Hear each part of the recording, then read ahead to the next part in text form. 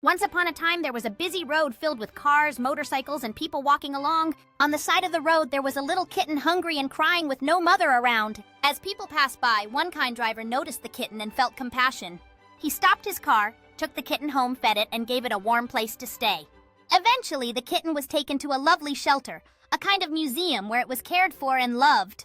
This heartwarming act of kindness shows how small gestures can make a big difference. So if you enjoyed this story, don't forget to like, comment, and share. Thank you.